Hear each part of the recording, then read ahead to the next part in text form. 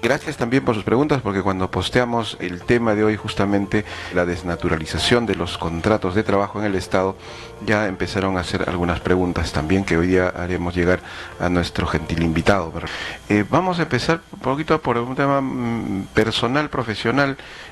¿Cómo se sintió cuando fue secretario general de la Federación Nacional de Trabajadores? ¿Qué lo motivó a integrar un componente laboral sindical de su jurisdicción? Ingresé por un contrato SNP, lo que se llamaban en ese entonces, servicios no personales, y en noviembre me hago dirigente sindical en esa corte.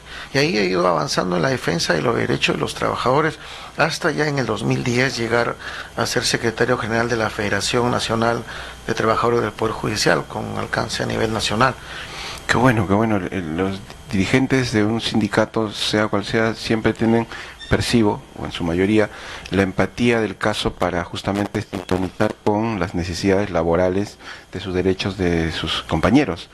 Esa experiencia psicológicamente, ¿cómo ha sido en su caso? ¿Cómo lo ha enriquecido? Yo creo que siempre en el empleo público los trabajadores son los que menos ganan. Existe una brecha salarial muy marcada entre los empleados y aquellos llamados, por ejemplo, directores o ejecutivos, entre otros. Entonces, a partir de ahí, yo creo que desde el inicio de la vinculación se sienten psicológicamente bastante maltratados, porque encuentran no solamente una desigualdad marcada en la brecha salarial, sino en el desarrollo propio de la labor.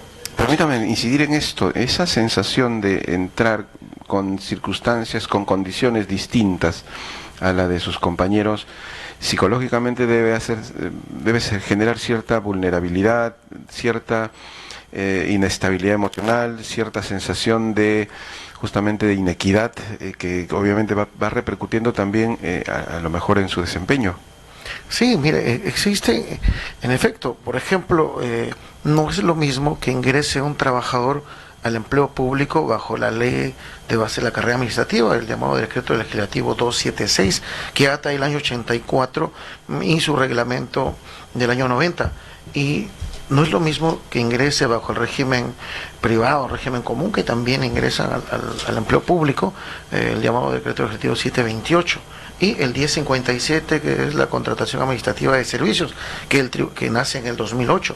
Precisamente nace en el 2008 dado a las prohibiciones que existían, las prohibiciones presupuestales que existían para contratar trabajadores si no es por concurso público, ¿no? Y ahí se ve pues en los tres regímenes laborales, el último que acabo de mencionar, el tribunal lo ha consolidado, y así se ha venido consolidando, otorgando ciertos beneficios en el año 2012, por ejemplo, y luego en el año 2016. Sin embargo, existe pues una diferencia marcada entre ambos. Yo como dirigente sindical encontraba en su momento, por ejemplo, reclamaciones legítimas, desde luego, de los trabajadores del Estado, donde unos querían ser todos 728, otros querían ser 276, ¿no? Beneficios distintos.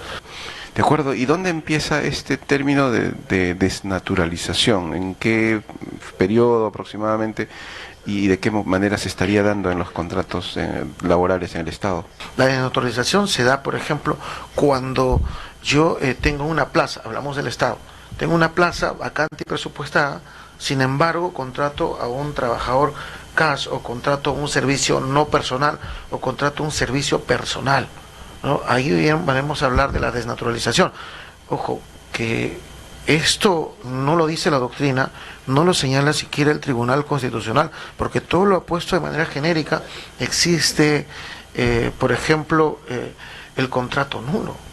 A una plaza presupuestada, que tiene que estarlo en el Estado para que sea contratado un trabajador, sin embargo contratan pues con un contrato a través de una alocación de servicios, ¿no? Entonces ahí debería existir esa diferenciación, debería legislarse que hay un vacío legal. Se viene tratando con lo mismo cuando yo pienso que no.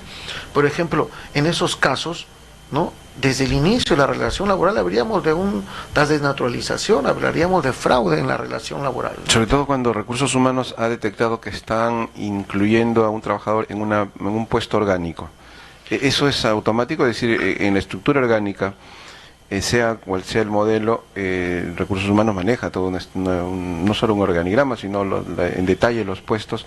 Si este puesto es de manera orgánica, es parte de la estructura, entonces ese puesto no debería ser en el Estado concursado como CAS.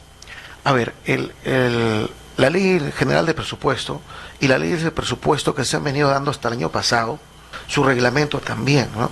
Entonces señala claramente que bajo sanción de nulidad y responsabilidad del funcionario encargado de la entidad, no puede nadie ingresar al empleo público si no es por concurso. Primera premisa. De acuerdo. Eso me parece muy saludable. Luego, existen, por ejemplo, bajo el marco del Decreto Legislativo 276, los que ingresan a la carrera administrativa y los que son contratados, ¿no?, para ocupar, ¿no?, a través de contratos personales, para ocupar también una plaza de presupuesto. Pero a ellos los puedes vincular, ¿no?, a la finalización del contrato. Pero ¿qué dice el artículo 40 del reglamento? Dice que si transcurre un año, ¿no?, esos trabajadores, obviamente luego de la evaluación pertinente, y pueden ingresar a la carrera administrativa dentro de la primera de la línea de carrera del grupo ocupacional donde están, desde la base de la primera, ¿no?, desde el primer cimiento. Luego también tenemos acá a la ley 24041 que se encuentra vigente. Aquellos trabajadores que cumplen un año, ¿no?, ininterrumpido de labores en una plaza presupuestada, no puede ser de otro modo en el Estado, ¿no?, también tienen ese derecho. Y es prerrogativa, pues, de que se realicen los trámites correspondientes. Lo ha dicho Servir el año pasado en un informe a consultas justamente del Ministerio de Salud, ¿no?, donde qué pasa con los trabajadores que tienen más de 3 años.